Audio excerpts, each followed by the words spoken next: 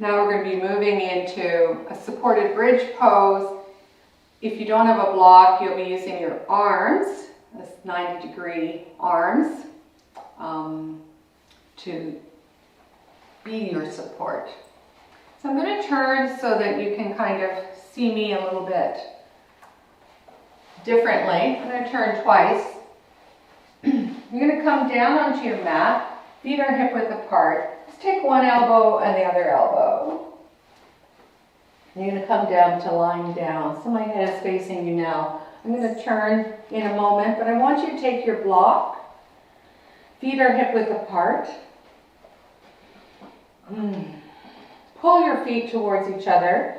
Put whatever is the best height for your body underneath your sacrum. So that means the buttocks are forward and relaxed. A lot of people feel that when they bring their arm bones up and overhead, palms open to the ceiling, that this is very, very relaxing for their shoulders and allows the breath to move even more. I'm going to come out of this pose and turn around. You don't have to. I'm going to show supported without blocks. So your feet are hip width apart. You're going to come down again. Feels so good. You're going to make your elbows, your arm bones 90 degrees, fingers to the ceiling.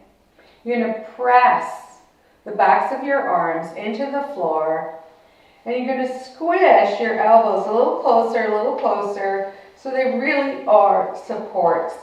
Now, in this pose, it's not as relaxing as our other yin poses, and especially with this one where we're actively using our arms, but we're getting the same benefit. I want you to think of pulling air from your feet as if they were lungs all the way up into your chest. And when you exhale, your feet get heavier, back of your shoulders get heavier, and you can dig those elbows in a little bit closer.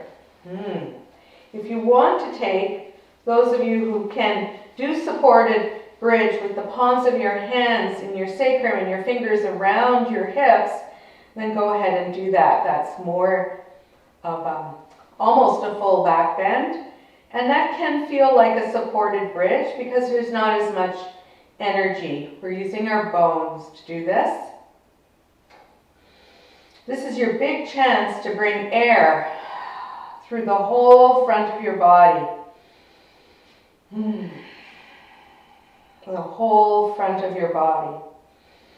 Releasing tension, good and bad, that you don't even know you have, but your body is wondering whether or not it should remind you of this tension later, usually at around 3 a.m.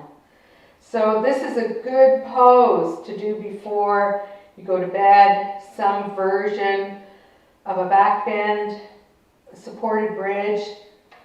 Beautiful way of signaling to the body. Doesn't have to wake you up and ask you to solve certain problems or situations that happen during your day.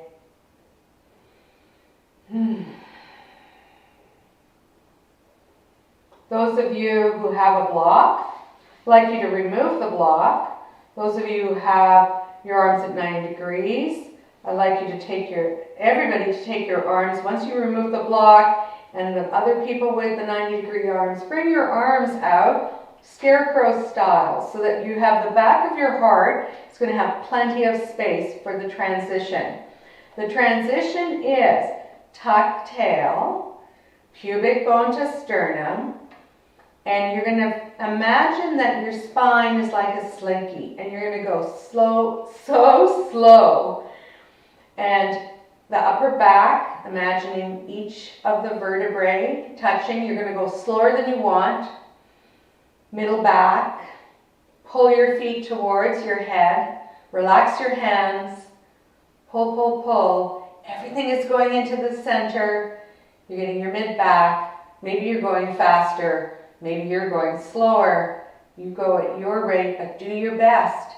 And then when you finally get your low back on the floor, oh, you get such a reward, a rush. Oh, pelvis on the floor, soles of feet to the long side of your mat, knees tented, shift the weight of your hips forward. Inchworm your body a little bit longer, your torso, so you have plenty of room for your cervical, spine. Close your eyes and then watch your body respond to this, especially the back of your heart. Can you feel that spreading out? Can you feel the whole back trying to approach the mat because it has more space? Relax your jaw. Nice. Bring your knees into your chest. You can open your eyes now. Let's roll over to the left. Use your fingertips, bent elbows. Push yourself up to seated. Let's come back into a child's pose, our lovely counter pose. Knees can be together, they can be out. You can curl your back and enter into this child's pose any way that makes sense for you. Curl your back a lot. I'm pulling my heels in this version, my arms alongside my legs and tucking my chin in, aiming my forehead and my eyes to a place just in front of my knees.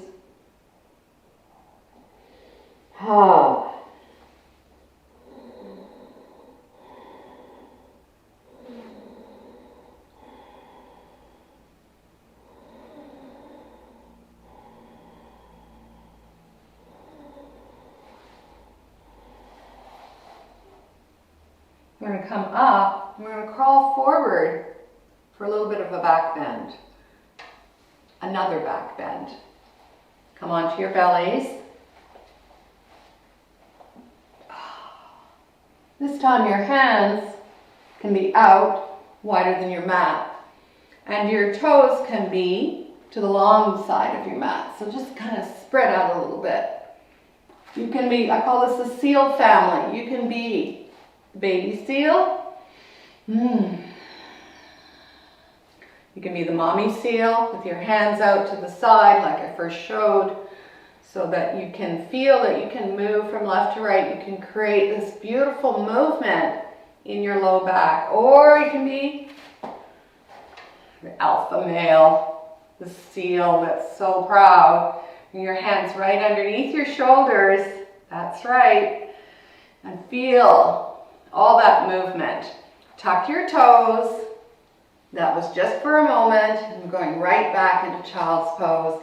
This child's pose, I'd like you to swish your hips from left to right.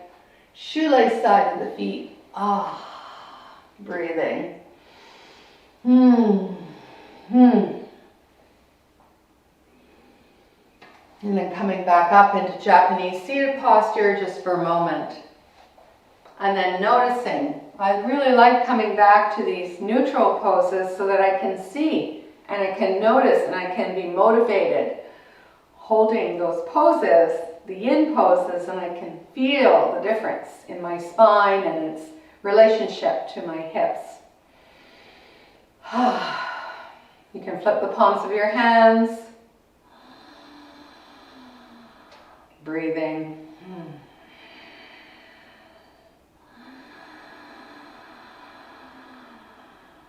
Just feel how easily your breath is now moving through your rib cage. And then if your eyes are closed, please open them.